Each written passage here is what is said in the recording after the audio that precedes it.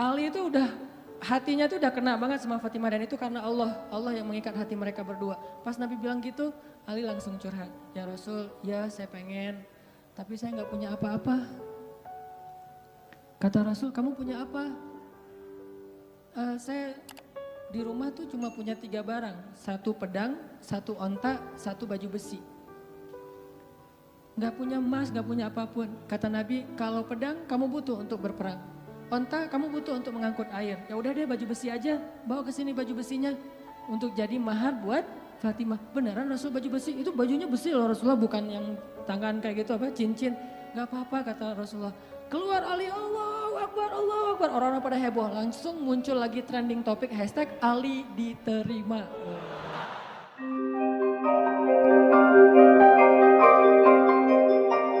Calon mertua sendiri yang datang ngelamar kita, bayangin. Pernah nggak ngalamin kayak gitu? Sama, saya juga belum. Bisa nggak kayak gitu tuh? Ternyata ada orang yang kayak gitu. Allah yang menikahkan dia, bukan mertuanya. Dan mertuanya masih bingung, tapi Allah sudah mantap. Siapa yang kayak gitu? Ali dengan Fatimah. Sebelum Nabi menikahkan Ali dengan Fatimah, Allah sudah menikahkan Ali dengan Fatimah di langit. Itu kata Nabi. Wahai Ali, berbahagialah sebelum aku nikahkan engkau, sesungguhnya Allah sudah menikahkan kamu dan Fatimah di langit. Jadi walaupun calon mertua masih bilang enggak, Allah udah bilang iya. Akhirnya enggak ada yang bisa bilang mengatakan tidak. Kun fayakun.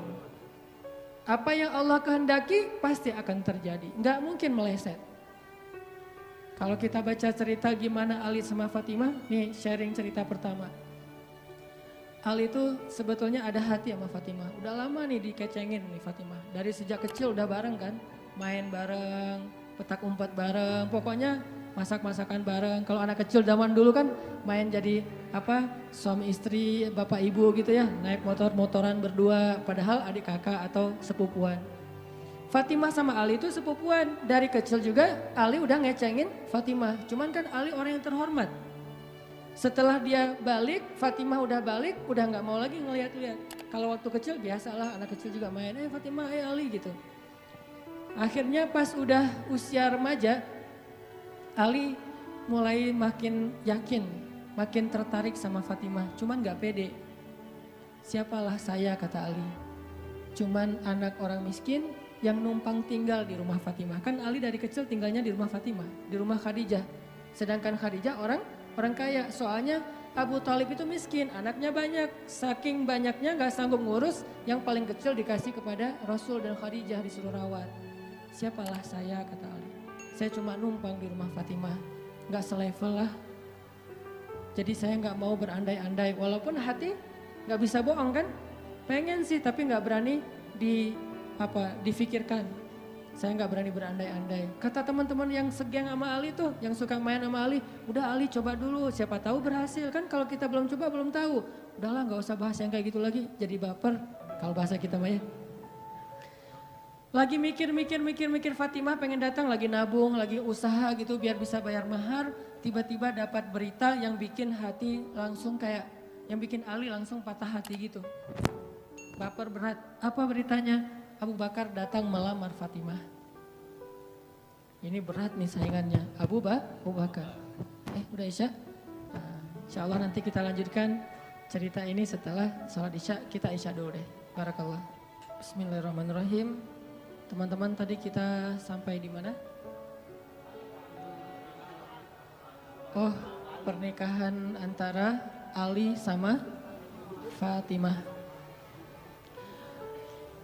Judul kajian kita malam ini, orang-orang yang dibela sama Allah. Kisah orang-orang yang dibela sama Allah. Dan kita pengen belajar gimana caranya kita bisa jadi salah satu di antara orang itu. Yang kalau kita lagi punya masalah sama teman, dibela. Yang kalau kita ditolak, Allah yang membela. Bentuk pembelaan Allah, tiba-tiba Allah membolak-balikan hati orang itu. Dan buat Allah membolak-balikan hati itu lebih ringan dari kita membolak-balikan telapak tangan. Ada yang susah bolak-balik telapak tangan? Duh susah gak ada kan ya? Gampang banget kan? Segampang itulah, bahkan lebih dari itu buat Allah untuk yuqallibul qulub, membolak-balikan hati. Buat teman-teman ya yang di sebelah selatan masjid, mohon bersabar, jangan memaksa masuk supaya semuanya nyaman. Kan ayatnya berlapang-lapanglah dalam majelis. Jadi berikan tempat untuk orang yang sudah masuk duluan, mudah-mudahan yang di luar dapat pahala lebih karena bersusah payah untuk datang dan ternyata jauh di mata enggak blunder. Aneh. Oke, lanjut. Lupa. Buat Allah membolak-balikan hati itu lebih gampang dari kita ngebolak-balikin tangan kita. Gampang banget nih. Jadi nggak ada yang di mata Allah atau dalam persepsi Allah ada hati yang kayaknya nih susah banget nih dibolak-balik. Jadi kamu mending nggak usah ke situ lagi deh. Saya juga kewalahan ngebolak-balik hati dia. Enggak, mudah. Terus kenapa ada yang dibiarkan, ada yang dibalikan hatinya? Karena ada yang pantas, ada yang tidak pantas. Jika kita sudah punya kepantasan, Allah akan balikan hati kita kepada kebaikan. Allahumma habib ilainal iman wa zayyinhu fi qulubina. Wa karrih ilainal kufra wal fusuqa wal isyan waj'alna minar rasyidin. Hafal doa itu? Nanti cari di YouTube lah ya. Ya Allah, jadikan kami cinta kepada amal soleh dan jadikan rasa cinta itu indah di dalam hati kami. Jadikan kami benci kepada dosa dan jadikan kami termasuk orang-orang yang mendapat petunjuk. Allah bolak-balikan. Gitu juga dengan hati calon mertua. Gimana pun dia ngeblok, nggak boleh masuk lah, gerbangnya digembok segala macam. Cuma gerbang. Mau 1000 lapis gerbang, kalau hatinya dibalikin, hilang semuanya tuh. Gampang banget kan? Buktinya malam ini nih. Allah membolak-balikan hati kita. Yang tadinya punya macam-macam rencana pada malam minggu, akhirnya Allah balikan hatinya, udah ke Masjid Agung aja deh.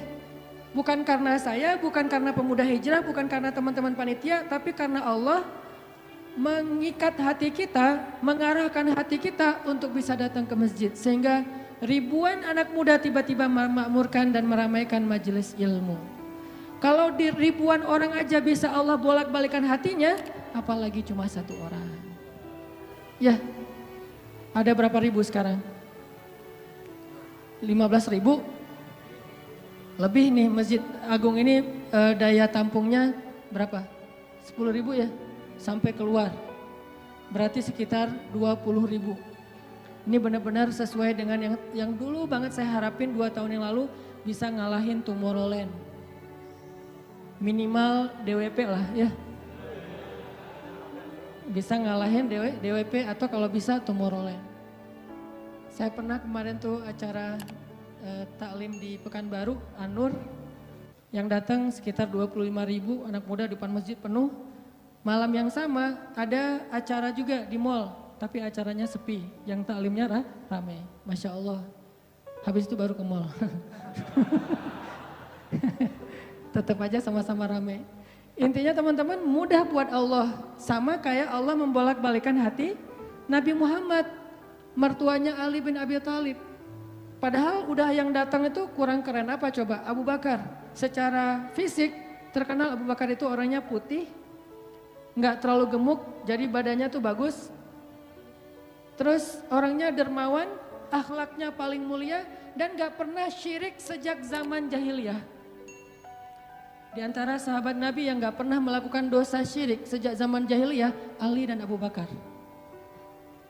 Malah Abu Bakar tuh waktu kecil pernah diajak sama ayahnya untuk nyembah patung. Begitu ayahnya selesai ibadah nyembah patung pergi, itu patung diludahin sama Abu Bakar. Dilemparin kotoran sama Abu Bakar. Apa sih lo patung doang masa disembahin? Kalau lo bisa balas gua, coba lo balas, dilemparin. Ternyata gak balas. Dari kecil juga Abu Bakar itu udah gak pernah syirik. Orang yang sangat terjaga, hanif.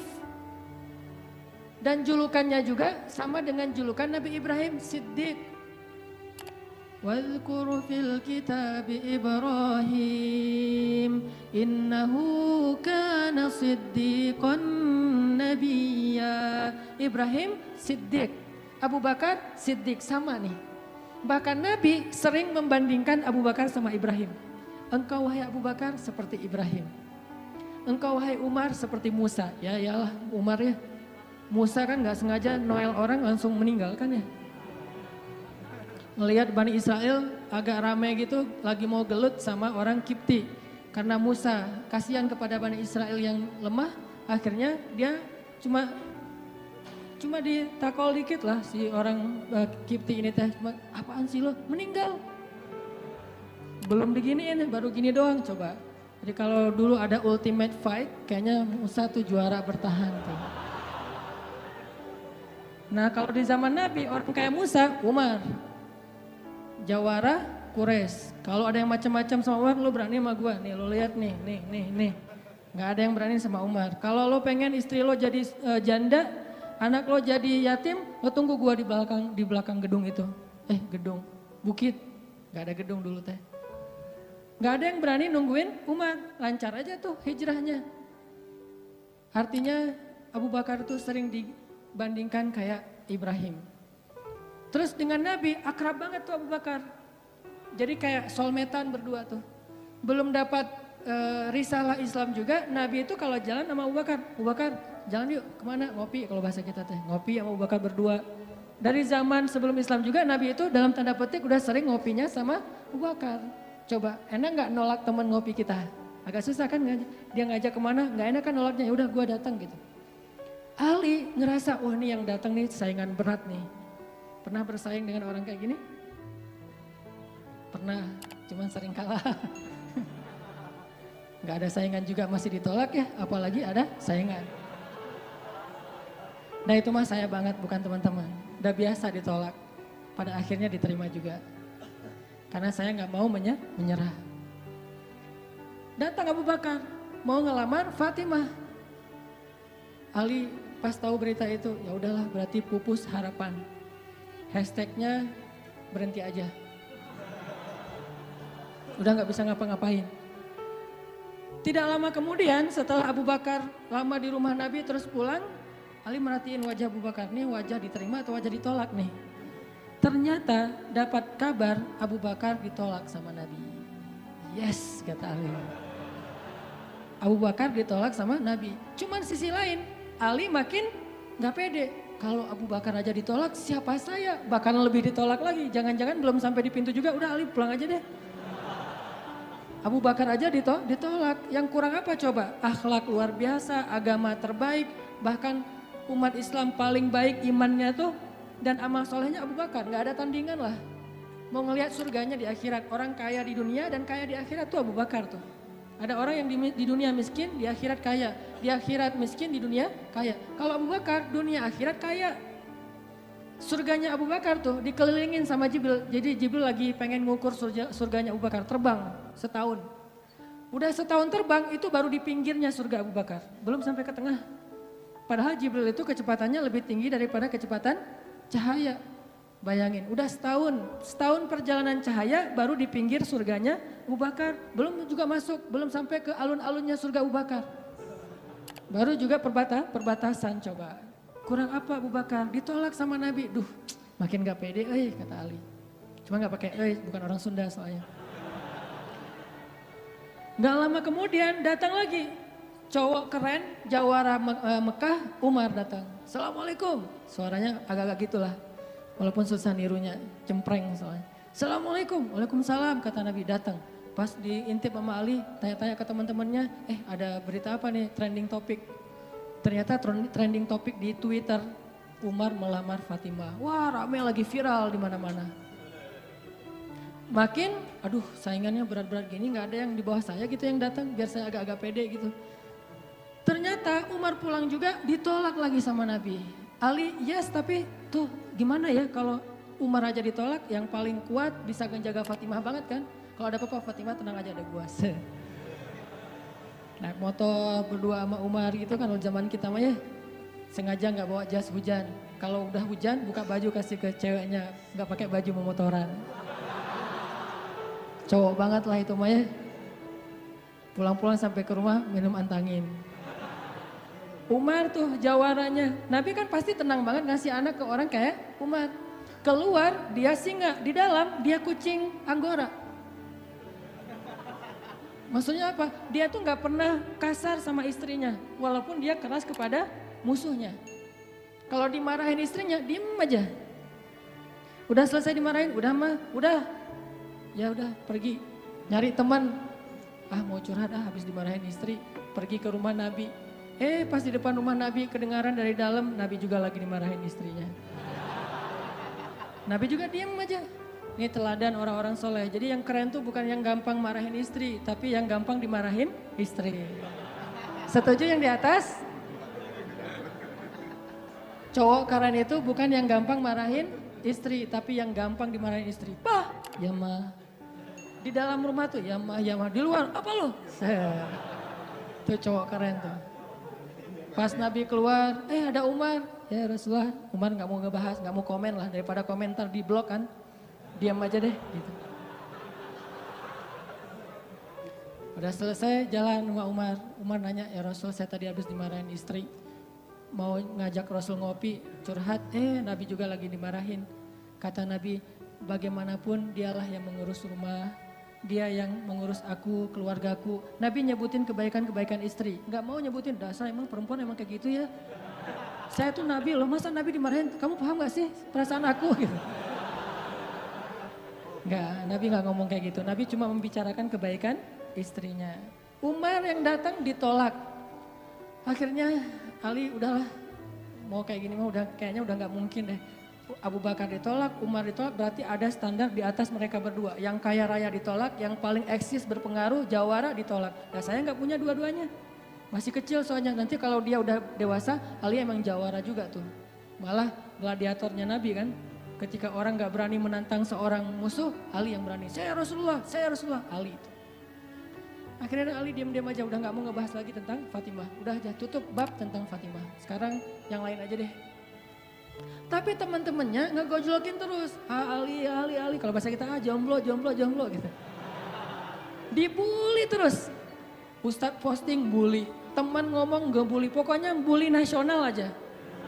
Karena dibully-bully terus, akhirnya Ali memberanikan diri, ya udah datang deh bertamu.